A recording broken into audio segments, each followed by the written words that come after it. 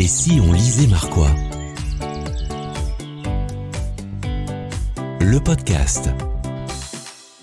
Contre toute envie, Capucine écouta les messages sur son répondeur.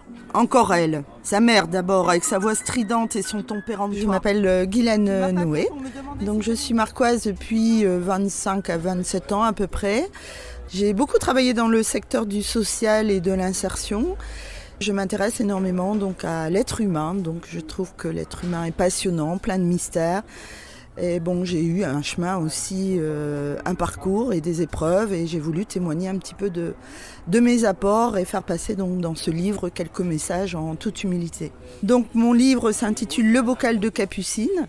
Donc il met en jeu différents personnages qui sont contrastés. Donc Capucine, qui est donc une jeune femme qui visiblement a tout pour être heureuse.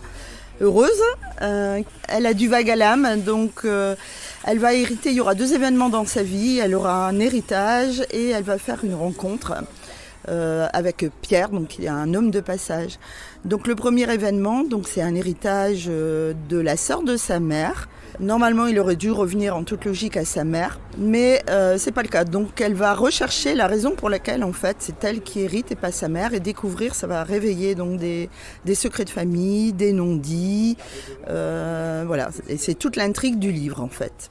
Moi, je voudrais vous faire réagir sur une citation. Choisir, c'est renoncer, ça on le sait. Ou bien on peut aussi penser que choisir, c'est faire le deuil de l'option qu'on n'a pas choisie. Oui, parce qu'il est question de choix dans le livre. Effectivement, dans le livre, il est question beaucoup de posture de vie, de choix de vie, avec la thématique de « il faut oser pour avancer ». Et le bonheur, on se le construit soi-même. Il ne faut pas attendre des autres qui vous apportent le bonheur, sinon on est dans une relation de dépendance. Choisir, se renoncer, puisqu'il y a plein de voies qui se présentent à nous. Bon. Quand on lit les commentaires des premiers lecteurs, on peut lire ceci. C'est un livre à la fois doux et rugueux, une manière d'aborder nos interrogations. Oui, tout à fait, parce que finalement, on parle de la vie de tous les jours. Des envies de faire telle ou telle chose et qu'on ne réalise pas pour des tas de raisons.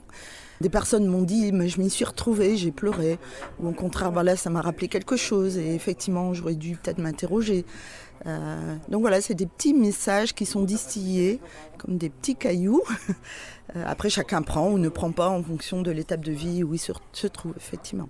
Où est-ce qu'on peut le trouver, votre livre ? Alors moi je le vends en direct, donc je fais des dédicaces et ensuite on le trouve en ligne sur les sites habituels, Amazon, Cultura, Le Furet, j'en oublie, il y en a plein. C'est quoi votre endroit préféré pour lire ?